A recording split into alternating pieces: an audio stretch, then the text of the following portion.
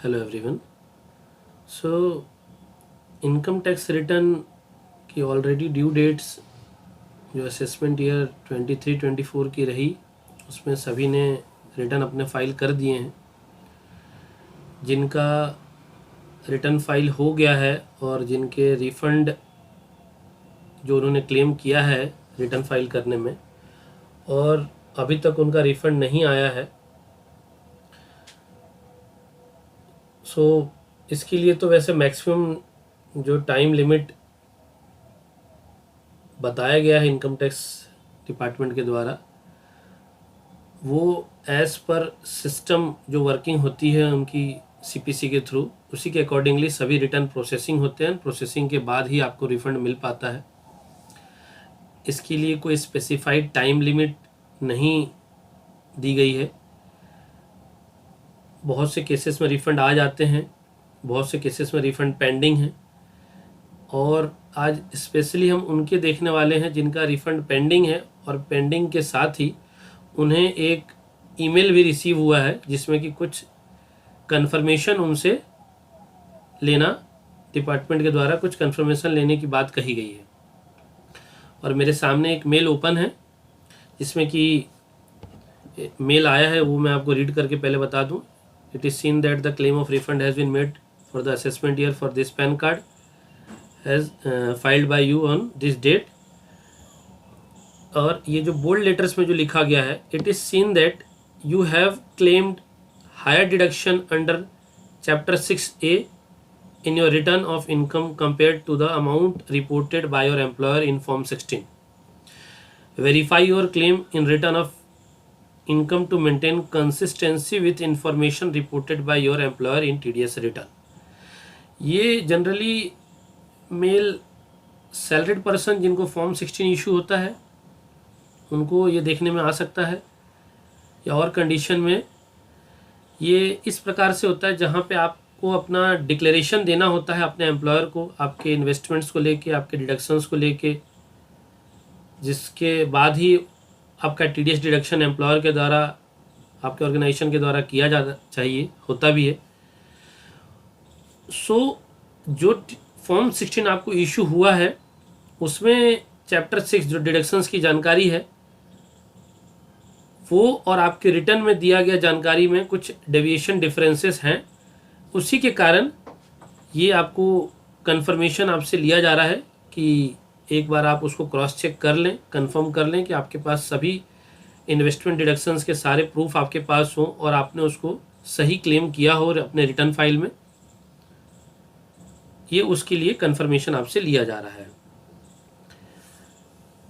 And इसके लिए जो है आपको प्रोसीजर भी बताया गया है कि कैसे आपको इसको प्रोसीड करना है, रिस्पॉन्स देना है। इसके लिए आपको to submit a response please log in to your e filing portal, then आपको पेंडिंग एक्शन टैब में जाना है, उसके बाद वर्क लिस्ट,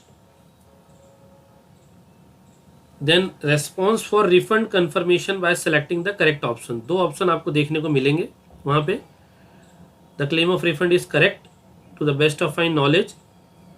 यहाँ पे आप ये कंफर्मेशन देते हैं कि जो भी क्लेम आपने अपने रिटर्न में किया हुआ है वो अकॉर्डिंगली सही है आपके अकॉर्डिंग। एंड अगर आपको लगता है कि उसमें कुछ चेंजेस या गलत क्लेम हो गया है या कोई एक्स्ट्रा कुछ भी कारण रहता है इसके लिए आपको, तो आपको अपने रिटर्न को रिवाइज कर लेना है। और जब भी आपको ये मेल रिसीव हो उसके विद इन 30 डेज आपको इसको रिस्पॉन्स देना है। बिकॉज अगर आप विद इन टाइम लिमिट अपना रेस्पॉन्स नहीं देते हैं तो इनकम टैक्स डिपार्टमेंट के पास उनके पास जो भी आपकी जानकारी अवेलेबल होगी वो उसके अकॉर्डिंगली आपका जो भी असर्टेन होगा, जो आपका रिफंड या डिमांड व्हाटएवर, वो आपको उसी के अकॉर्डिंगली आपको वो भी आपको मेल के द्वारा फिर आपको मिल जाएगा। सो अभी हम अपना इनकम टैक्स लॉगिन कर लिए हैं और यहाँ पे आपको हमें सबसे पहले पेंडिंग एक्शन टैब, जो कि हमें वहाँ जाना है आपको, और वर्क लिस्ट का ऑप्शन हमें यहाँ दिख रहा है। वर्क लिस्ट में आप जाएंगे, यहाँ पे देखिए जैसे कि आपको यहाँ पे उससे रिलेटेड कंफर्मेशन आपको दिख रहा है, जो कि 6 सितंबर को आपको ये कंफर्मेशन के लिए पूछा जा रहा है। यहाँ पे आपको रेस्पॉन्स सबमिट करना है, सबमिट रेस्पॉन्स। जैसे आप सबमिट रेस्पॉन्स पे क्लिक करेंगे आपको एक विंडो ओपन होगा जिसमें कि 2 ऑप्शन वही आपको शो करेंगे, द क्लेम इज़ करेक्ट, और अगर क्लेम आपको करेक्ट नहीं लगता है तो आपको रिटर्न को रिवाइज कर लेना चाहिए। जैसे कि अभी फ़िलहाल के लिए मैं आपको दिखाना चाहता हूँ कि हमारा जो रिटर्न भरे थे उसमें हमने जो क्लेम लिया हुआ था डिडक्शन से रिलेटेड, वो जो ETC सेक्शन है उसमें हमने 1,50,000 का क्लेम किए हुए हैं, एंड ATG में जो है 70,000 समथिंग का जो भी हमने क्लेम किया हुआ है, एंड ATTT अकॉर्डिंगली हमने ये सारा क्लेम अपना किए हुए हैं। और इसी के साथ अगर हम देखें कि फॉर्म 16 जब आपको इशू हुआ था और वहाँ पे जो एम्प्लॉयर के द्वारा आपकी जो भी जानकारी फॉर्म 16 के थ्रू दी गई है उसमें आपका जो डिडक्शन क्लेम है वो 21,600 समथिंग का है, और यही डिफरेंस के कारण ही आपको ये मेल आपको रिसीव हो रहे हैं और जिसमें आपको रेस्पॉन्स विद इन लिमिट दे देना है। इस चीज़ को कंफर्म रखिए कि आपके पास सभी इन्वेस्टमेंट्स पेमेंट की जानकारी हो, सभी रिसिप्ट्स आपके पास होनी चाहिए, इस बात का बस ध्यान रखें। अभी हम उस रेस्पॉन्स को 2 तरीके से ही हमारे पास ऑप्शन है, या तो हम ये कह दें कि हमको हमारा जानकारी जो है हमसे कोई गलती हो गई या कुछ आपको और कारण रहे तो उसके लिए आपको रिटर्न को रिवाइज कर लेना है, या अदरवाइज अगर आपको ये कंफर्म है तो आप उसको इन्फॉर्मेशन इज करेक्ट करके भी प्रोसीड कर सकते हैं। रिवाइज करने का तरीका आपको जैसे नॉर्मली रिटर्न फाइल करते हैं वही डैशबोर्ड पे आपको होने के बाद आपको यहीं पे फाइल रिवाइज रिटर्न का ऑप्शन आ जाएगा, और आप रिवाइज करने के बाद आप वो रेस्पॉन्स को सबमिट कर सकते हैं कि I have revise my return, kindly proceed with the proceedings. So revise करने का एक अलग जैसे रिटर्न फाइल करने का तरीका होता है, उसी अकॉर्डिंगली आपको सारी जानकारी रिवाइज में भी उसी अकॉर्डिंगली देना होता है, और जो भी उसमें चेंजेस करना चाहते हैं आप डिडक्शन से रिलेटेड लेके अपनी इनकम से रिलेटेड लेके वो आप कर सकते हैं। जो अभी जानकारी हम अभी देख रहे हैं उसमें आपको डिडक्शन से रिलेटेड आपसे रेस्पॉन्स की उम्मीद की गई है, वहाँ पे आप उसी से रिलेटेड रिटर्न पे रिवाइज करें रिटर्न को।